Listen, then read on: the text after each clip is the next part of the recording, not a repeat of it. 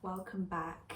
I'm Gabby and today I'm going to be doing a video all about the books that I'm hoping to read in October, the end of September. I do this every single year. I save loads of books to read sort of in the right season, and then the season's always much shorter than I actually think it is, and I read hardly any of the books that I actually wanted to save for that point. So I'm going to start a bit earlier this year and kind of start trickling them in throughout September. And I know it looks really sunny right now, but to be honest, the weather has turned and it is quite autumn outside now. Like, it's a bit colder, the leaves all falling, it's been raining, so we're getting there. I'm very excited. Oh, sorry, that was my speaker just turning off, interrupting me. Anyway, so I've got quite a big pile of books actually here that I'm going to go through. I'm not going to go in any particular order. I'm just going to pick the first one up, and that first one happens to be How to Kill Your Family by Bella Mackie. And I've had this for ages. It must have been Waterstone's book of the month, and sometimes we got given copies of the books of the months to read and actually be able to talk about. So I think it must be from that. But it's a really cool copy. It's got the back edges. But yeah, I've kind of been waiting on this because it got loads of hype, and then sort of once the hype died down, I saw a lot of people saying that it wasn't as good as they thought it was going to be because it was so hyped. So now that's not around as much, I'm thinking I've got a better chance of liking it. And this has become back on my radar because the other day, I was listening to a podcast. I can't think what podcast it was. I'll link it in the description, where Bella Mackie was talking about this book. Because she wrote a first book and it was non-fiction. It was called Jog On. It was about how running helped her anxiety. And then I suddenly randomly found myself going down a hole of her Instagram and just literally going back to the beginning of her pictures for an hour one morning. And then I found that podcast that I'd saved, and the stars aligned, and now I really want to read this. And I think what's interesting is that a lot of people were saying the bit they didn't like about it was the ending. It let them down. And she said in that podcast that it originally had a different ending and she didn't like it, so she changed it quite late on in the process. It had already started going for edits and everything, and then she decided to change the ending because she thought it wasn't good enough. So now I'm intrigued. I don't really care if it's good or not, I just want to know. So yeah, that's the first one I'm hoping to read. A little bit more towards spooky season because it's quite like a dark comedy, isn't it? I'm really shoehorning it in, but someone's written red on the back. I've written that it's deliciously dark, so I'll go with it. The next book on my pile is My Cousin Rachel by Daphne du Maurier. I bought this at Waterstone's Piccadilly at the Maggie O'Farrell event for the marriage portrait, where she said that this was a bit of a kind of a guide for how she was going to write that book. And I loved Daphne du Maurier. Rebecca was the book that got me back into reading after not having been a reader for a few years. So I'm really excited to read this. I'm wanting to read more Daphne du Maurier for a while, but haven't really had cause to. And then hearing her speak about her made me want to get back on that train. So I bought this then, and it's got a really pretty cover, but I hate these spines. Anyway, I'm really excited for this. It's not similar to Rachel, not similar to Rebecca, but there's a widow and a murder. It's a classic. I'm not a massive classic reader. I read the odd one, and this will be one of them. Next up is another book I've had for ages, and again, I've got no idea how I got this book. They just appear. This is Girl in the Walls. I remember reading about this online ages ago and thinking it sounded really good, and then I somehow come across a copy, obviously. Again, I think this is somehow a proof because it has the date on it on the spine, so God knows where I got this from. But let me read the blurb because that's probably the best way to explain it.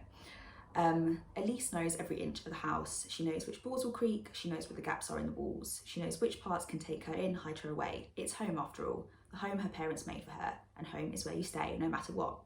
Eddie calls the same house his home. Eddie is almost a teenager now. He must no longer believe in the girl he sometimes sees from the corner of his eye. He needs her to disappear. But when his older brother senses her too, they are faced with the question, How do they get rid of someone they aren't even sure exists? And if they cast her out, what other threats might they invite in? So yeah, I think it's obviously like a ghost story, a bit of a gothic novel. Yeah, I'm excited about this. I think I heard quite good reviews about this kind of about a year ago, so I'm looking forward to it. Next is a read I'm really excited about because people bloody rave about this book. That is Stalking Jack the Ripper. I got this from a charity shop for like £1, and I'm just gonna go for it. How bad can it be? I'm sure it would be a really good read, quite thrilling, a bit pacey. Yeah, I don't know too much about it. I know it's about Jack the Ripper and there's like a romance, but that's all I'm gonna know. I'm just gonna dive in and see where it takes me. But it's a tiny little copy as well. Look how small it is. So yeah, I'm excited to actually finally read this and see what the hype is about. I'm just gonna have a tea break. I put some washing in the tumble dryer earlier, which I know we're in an energy crisis, I should do it. I left the little cap from the laundry detergent in there and it's rattling around like nobody's business. Stay my head in. Anyway, let's get back to the books. Next is Parallel Hells. This is a collection of short stories, I think. Yeah, 13 darkly audacious stories of parallel hells. And I think they're all a bit scary, a bit thrilling. In this deliciously strange debut collection, Leon Craig draws on folklore and gothic horror in refreshingly inventive ways to explore queer identity, love, power, and the complicated nature of being human. So this just sounds great. With short stories, like, you're never really gonna know what you're actually gonna get until you read each one. And I've just finished reading, you have seen in my vlog, I think, I've just finished reading You Have a Friend in 10A by Maggie Shipstead, which was a collection of short stories, which was really good. I would say a majority of the stories I thought were actually like really well done. So let's see if Parallel Hells can match up.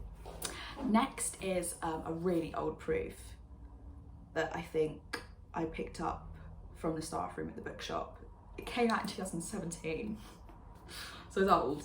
And it's called The Fact of a Body by Alexandria Marzano-Lejnevich. I think obviously proofs are like quite cagey with what they actually are. I think this is like a combination of fiction and non-fiction. I think it's a non-fiction book but told as a story, so I'm excited for that. I think it's about, let's have a think. So Alexandria, she's a lawyer and she's working on the defence of a death row convicted murderer and child molester. Pleasant. But then she sees his face and she hears him speak. She's overcome with the feeling of wanting him to die. Shocked by her reaction, she digs deeper and deeper into the case, realising that despite their vastly different circumstances, something in his story is settlingly, uncannily familiar. So I think these can always be really, like, it's a bit true crime, isn't it? It's like watching like a kind of Netflix retelling of an actual true crime case. So hopefully this is good. It's not very long, even though proofs always look long because they're really tall. So I'm hoping that it kind of lives up to the premise, because the premise sounds really engaging and kind of a bit scary and exciting. I've got high hopes for this one, but I'm also kind of preparing that it could kind of go nowhere, seeing as it came out in 2017 and I've never heard of it from my life. We'll see.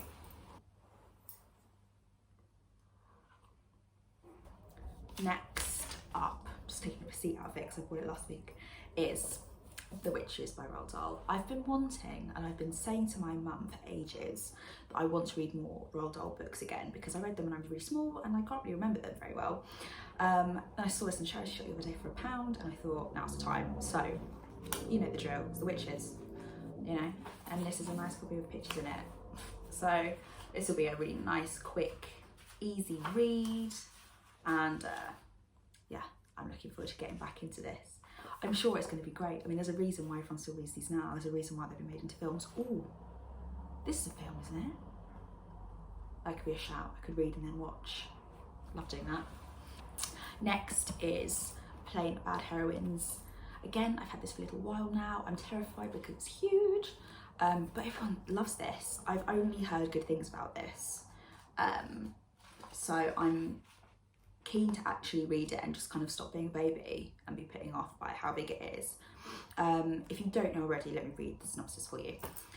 So, Brooke Cant's School for Girls, infamous site of a series of tragic deaths over 100 years ago, soon to be the subject of a controversial horror movie about the rumored Brooke Cant's curse? We're gonna go with it. In the early 1900s, Brooke Cant's students Flo and Clara fell madly in love, brought together by their obsession for a scandalous memoir. A few months later, they were found dead in the woods after a horrific wasp attack.